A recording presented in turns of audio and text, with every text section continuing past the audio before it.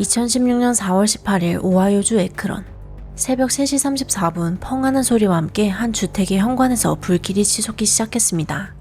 지하실에 새로 살던 토마스는 갑작스러운 폭발음과 함께 집주인 부부의 고함을 듣고 잠에서 일어났죠.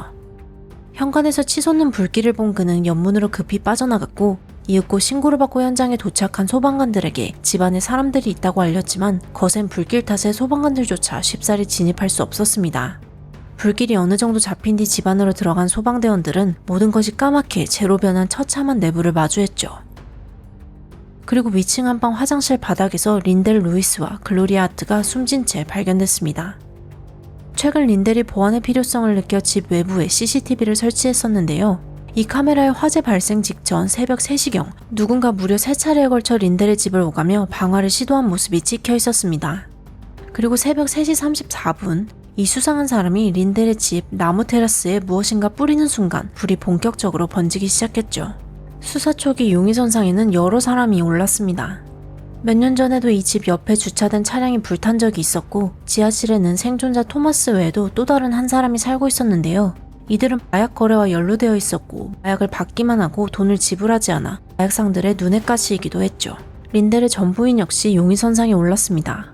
경찰이 사건에 관해 설명하기도 전에 그녀는 나는 상관이 없는 일이라고 선을 그으며 수상쩍은 태도를 보였죠.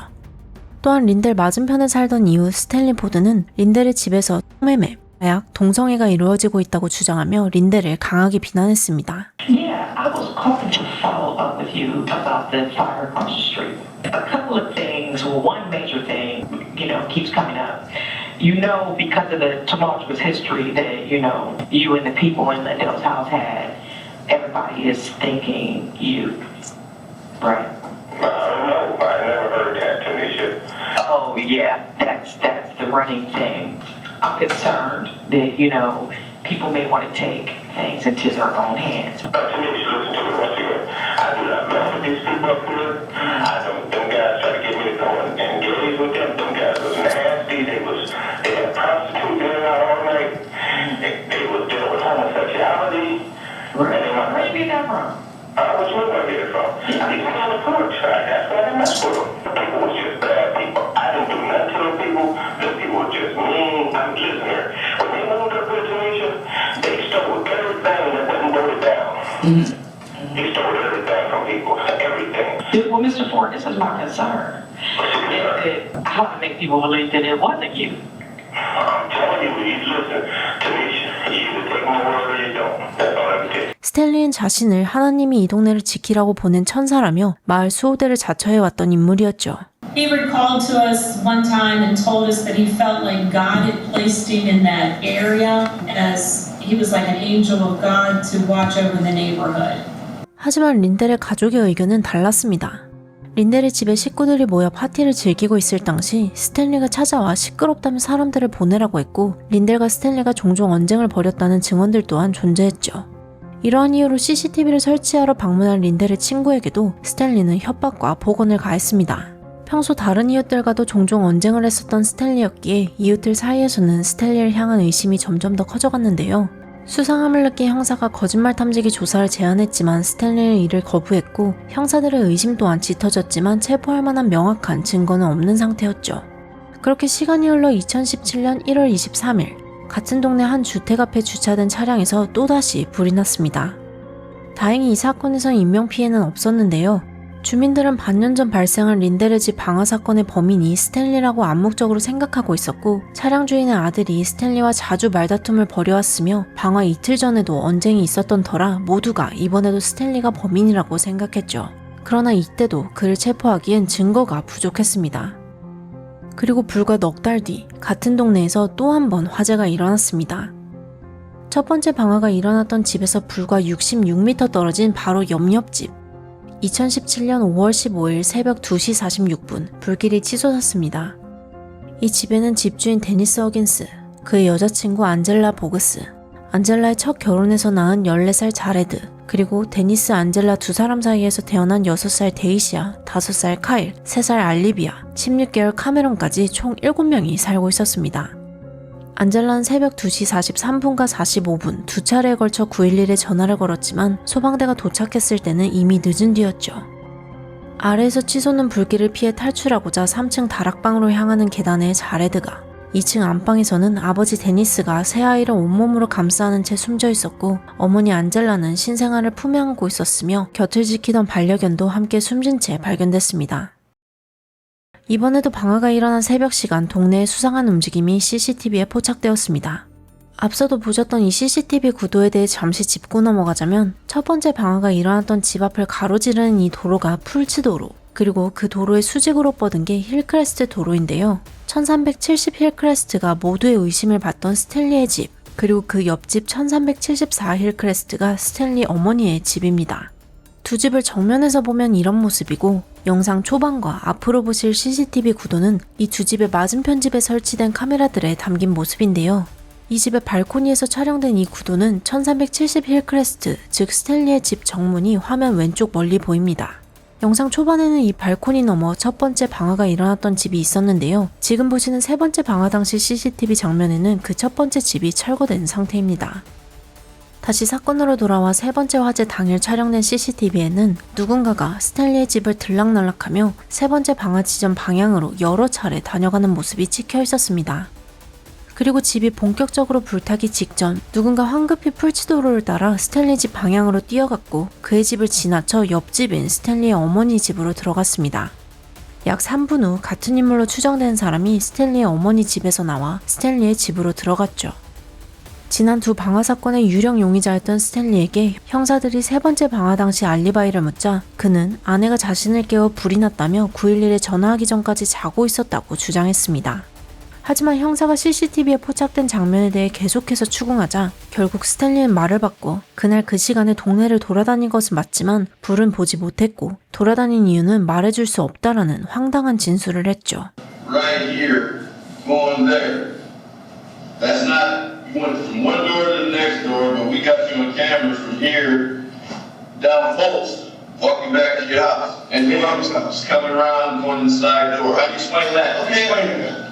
I wouldn't have did no shit. You think that you would be looking? I would have screamed. I wouldn't have did no shit like that. Yeah, my wife called 911. I think I did it. Go ahead, Thomas. I didn't do it. I didn't do it, man. I didn't do it. Did you see the fire? If I would have saw fire down there at that time, I would have screamed. Took my love and told them the fire knocked on somebody's door. I didn't see no damn fire down there. There wasn't no damn fire. So what were you doing down there? I wasn't doing shit down there. Nothing. You thought maybe you saw somebody. Maybe you saw something. Tell us what you saw. Tell us the truth, man. Tell us. It's dark and I didn't see shit, man. 마침내 수색영장을 확보한 경찰은 스탠리의 집을 수색했고 마당에서는 기름이 묻은 신발을, 집안 쓰레기통에서는 옷가지들을 발견했습니다. 하지만 스탠리는 잔디를 깎았다는 등 핑계를 대며 끝까지 혐의를 부인했죠. 한편 이번 세 번째 방화에는 또 다른 강력한 용의자도 있었는데요. 바로 안젤라의 전남편 패트릭 보그스입니다. 1998년 결혼한 안젤라와 패트릭은 스라에 2명의 자녀를 두고 있었고 트레일러에서 소박한 가정을 꾸려가고 있었습니다. 하지만 시간이 지나면서 패트릭의 술과 마약에 깊이 빠졌고 심지어 가정폭력까지 일삼게 되었죠. 그러던 2001년 2월 사건이 벌어집니다. 당시 투석센터에서 근무하던 안젤라는 직장 동료와 전화통화를 하고 있었고 그 소리를 들은 패트릭은 분노를 참지 못합니다. 그는 안젤라를 폭행한 뒤 안젤라에게 등유를 붓고 라이터를 켜 눈앞에서 흔들었죠. 놀란 안젤라가 화장실로 도망치자 패트릭은 뒤따라가 다시 폭행을 가하며 계속해서 라이터를 켜 불을 붙이겠다고 위협했습니다. 심지어 그는 안젤라의 바지에 불이 붙었다고 거짓말을 했고 이에 놀란 안젤라가 욕조 안으로 넘어졌죠. 그리고 다시 한번 폭행이 시작되었습니다. 그는 남은 등유를 모두 쏟아붓고 다시 라이터를 켜 불을 붙이겠다고 협박했는데요. 그러다 라이터를 손안에서 놓쳤고 다행히도 라이터가 꺼진 채 욕조 안으로 떨어져 화재로 번지진 않았지만 이후 패트릭은 가중방화, 가중폭행, 아동을 위험에 처하게 한 혐의, 가정폭력 혐의로 기소되었고 유죄 판결을 받아 12년 3개월의 징역형을 선고받았습니다. 그는 만기 복역 후 2013년 7월에 출소했고 안젤라가 방화로 사망한 2016년 당시에는 에크론에서 차로 약 30분 거리인 라벤나에 거주하고 있었죠. 수사조바 형사들은 이런 과거 전력으로 미루어 패트릭을 강력한 용의자로 지목했고 당시 그와 함께 살고 있던 여자친구의 행적까지 면밀히 조사했는데요. 화재가 발생한 날 그 시각 두 사람이 라벤나에 있는 아파트를 떠난 적이 없다는 사실을 확인합니다. 이로써 수사의 초점은 점점 한 사람에게로 좁혀졌죠. 세 차례의 방화 사건 현장 한가운데 거주하고 있던 스탠리 포드였습니다. 그러나 스탠리 측 변호인들은 형사들이 다른 가능성을 충분히 검토하지 않은 채 처음부터 스탠리만을 표적으로 삼아 수사를 진행했다고 강하게 주장했죠. You know, sometimes like I explained to him, you know, I exercise something like at Charlie horses. Right? Sometimes I walk the street and back, you know what I mean? Something like that. But I didn't do that fire, man. 2018년 7월 스탠리 포드는 3건의 방화와 관련해 가중살인, 살인미수, 가중방화, 동물학대 등 총 29개의 혐의로 기소되었습니다. 이후 9명이나 사망에 이르게 한 중대한 사건이기에 사형 구형 가능 여부에 대한 공방이 있었고 변호인단은 스탠리가 혈관성 치매로 인해 인지 능력이 떨어진다며 사형 재판은 부당하다고 주장했습니다. 이때 판사가 재판 능력 검사 실시를 제안했는데 스탠리는 변호인들의 전략에 거부 반응을 일으키며 증거도 없는데 검사와 변호사들이 짜고 자신을 감옥에 가두려고 한다고 판사에게 따지기도 했죠. You know, neither I nor the family have so many evidence that got me in here. I mean, what's going on? Pre-trial status saying you're supposed to produce evidence. I mean, competence thing is one thing. I don't think I need to go forward with no competence in here. I didn't commit a crime to be to deal with all these competencies of these different psychologists and psychiatrists and stuff. It's not making any sense, Your Honor. Okay. I'm not going to see that doctor. I'm just letting you know now. I'm not seeing that doctor. I'm not signing any more papers. Just give me a jury trial and come on, let's go with it. Okay, but all right. I'm not seeing a doctor, Judge. I'm not going to see a doctor. I'm not seeing no more doctors. I'm done. All right. I'm done with it. It's not making any sense. I know where I was at. I didn't commit a crime. The state know that all the evidence that is gathered that I didn't commit a crime. They know that. They have the evidence. 변호인들을 자르겠다고까지 하던 스탠리는 결국엔 변호인들의 전략을 따르기로 했고 정신감정을 받은 후 재판은 사형 선고가 가능한 재판으로 전환되었습니다. 2020년 3월 첫 재판은 코로나 확산으로 인해 미결 상태로 종료되었고 8월에 재개되었습니다. 재판에서 자동차 방화를 제외하고 두 주택 방화 전후로 주변 CCTV에 더 많은 분량이 공개되며 스탠리 변호인단의 다른 용의자 가능성 주장이 점점 약해졌는데요. 첫 방화 사건 전 누군가 스탠리와 스탠리 어머니 집 사이에서 스탠리 명의의 차를 빼내어 린델의 집을 조금 지나친 곳에 차를 세워두고 집에 기름을 뿌린 뒤 차량으로 도망치는 장면, 그리고 주차 후 스탠리의 집으로 걸어 들어가는 모습이 포착되었습니다. 또한 이렇게 스탠리의 집 안팎을 오고 갈 때 집의 보안 시스템이 스탠리의 코드로 켰다 꺼졌다 한 사실도 기록되었죠. 하지만 코드는 다른 사람이 사용했을 가능성도 있으며 그 어떤 영상에서도 범인의 얼굴이 명확히 찍히지 않아 모든 사건의 범인이 같은 인물이고 그것이 스탠리라는 검찰의 주장 또한 조금은 부족해 보였는데요. 이를 뒷받침하기 위해 주 검찰은 보행 분석 증거를 제출했습니다. 세 번째 방화에서 스탠리의 집과 방화 지점 사이를 걸어다니는 CCTV 영상과 과거 CCTV에 찍힌 스탠리의 보행, 그리고 현장 조사 당시 찍힌 스탠리의 보행을 대조하는 영상들이 법정에서 재생되었는데요. 심지어 이 영상들을 재판 전 미리 본 스탠리의 아내마저도 눈물을 흘리며 영상 속 방화범이 자신의 남편이 맞는 것 같다고 했었죠.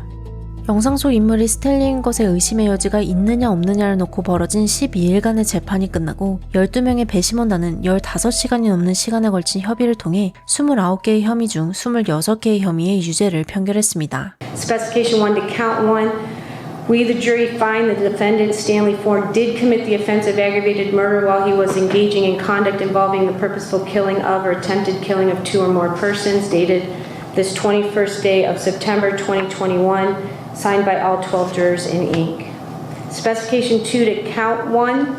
We, the jury, further find that the defendant, Stanley O. Ford, did commit the offense of aggravated murder while he was committing, attempting to commit, or fleeing immediately after committing or attempting to commit aggravated arson, and was the principal offender in the aggravated murder. 오하이오 주법상 12명의 배심원단이 만장일치가 되어야 사형을 선고할 수 있는데요. 12명의 배심원단 중 1명이 스탠리의 뇌손상이 그의 분노 조절이나 상한 판단에 영향을 끼쳤을 가능성을 배제할 수 없다고 주장하며 끝내 11대 1로 무기징역형이 내려졌습니다. 그리고 다가온 최종 선고일, 유가족들은 피해자 영향 진술서 낭독 중 모두를 놀라게 하는 발언을 합니다. I do want to just say, me personally, I do forgive Mr. Ford, but the purpose that I came here to focus on today is not Mr. Ford or his crimes, but to focus simply on setting the record. You know, he wasn't an angel.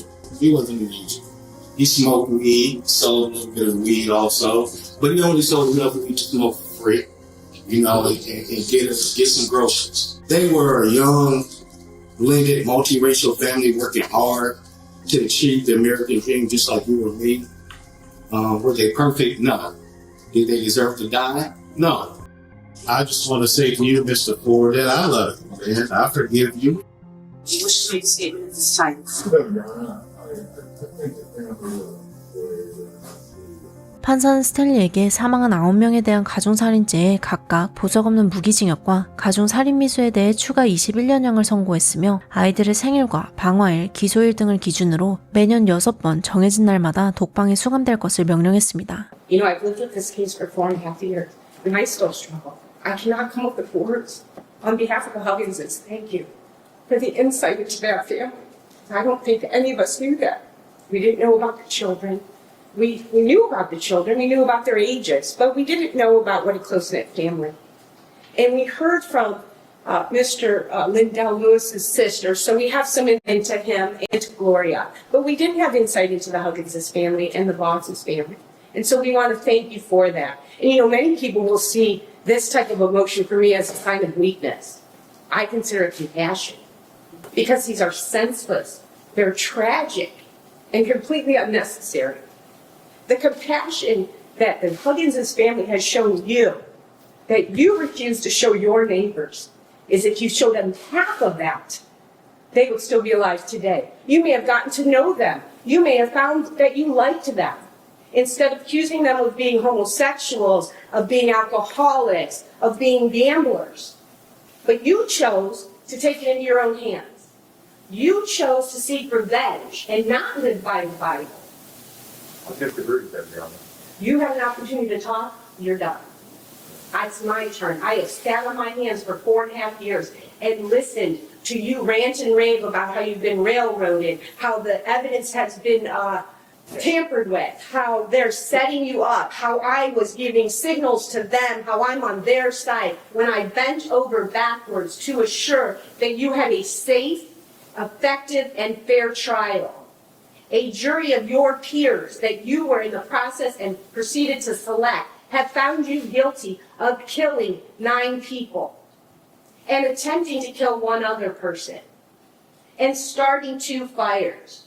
And to watch that video and to watch you enter that house, knowing that the first one you set killed 2 people, and knowing that you were setting the second one, that there were 7 people in that house, and you still chose to do that in the cover of darkness, knowing that those houses go up in a blaze, knowing that there are people sleeping in those houses.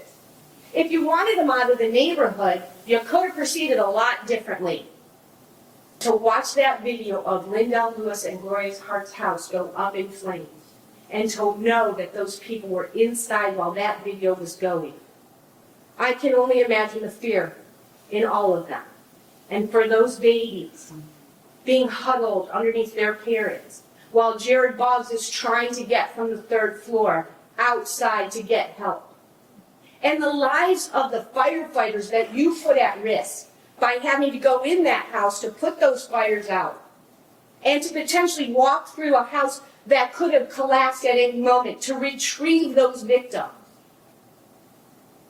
There are no words to explain it. It is the most atrocious version of these types of offenses that could possibly happen. And while you have maintained your innocence throughout this trial, you have shown not a shred of sympathy or remorse during this 4.5 years. I'm imposing the following. As to count 1, the aggravated murder of Angela Boggs based on prior calculation of design, I'm imposing a life in prison without the possibility of parole based on the verdict of the jury.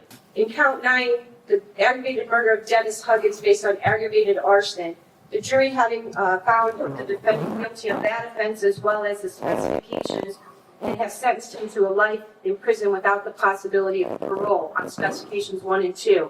이후 변호인단은 재판 절차상의 오류들을 지적하며 상고를 했죠. 매년 6일간의 독방 처분은 법적 근거가 없는 관계로 처리되었으나 2023년 11월 오하이오 대법원은 스탠리의 상고를 기각했습니다. 한편 스탠리 외에 3번째 방화의 용의자였던 안젤라의 전 남편 패트릭의 놀라운 근황이 있는데요. 2001년 안젤라를 향한 끔찍한 폭행방화 사건으로 징역을 살았던 그의 폭력적 성향은 출소 후에도 멈추지 않았습니다. 2017년 5월 교제 중이던 여성에게 가정폭력을 행사해 다시 체포되었고 이 사건을 6개월간 복역한 뒤 풀려났죠. 그리고 2020년 9월 당시 여자친구를 폭행해 가정폭력 혐의로 또다시 구치소에 수감되었던 그는 보석금을 내고 잠시 풀려났는데요. 재판을 기다리던 그는 약 6개월 후인 2021년 3월 9일 새벽 5시 44분 자신이 폭행했던 당시 여자친구의 사촌집에 침입해 남성의 목과 가슴을 흉기로 찌르는 잔혹한 공격을 가했습니다. 다행히 피해자는 즉각적인 구조로 목숨을 건졌고 이후 패트릭은 유죄를 인정하며 검찰과 형량 합의에 나섰죠. 그 결과 살인미수에 대해 최소 11년에서 최대 16년 6개월형, 여기에 가정폭력 미수죄로 1년형이 추가되어 2033년 패트릭이 64세가 되는 해에 가석방심사가 가능해질 예정입니다. 스스로를 마을을 지키는 천사라고 부르면서도 이웃들과 불화를 일삼으며 끝까지 무죄를 주장했던 스탠리 포드. 그의 끔찍한 선택들로 9명의 소중한 생명이 뜨겁고 매캐한 불길 속에서 고통스럽게 사라졌습니다. 희생된 모든 이들의 명복을 빌며 오늘 영상을 마칩니다.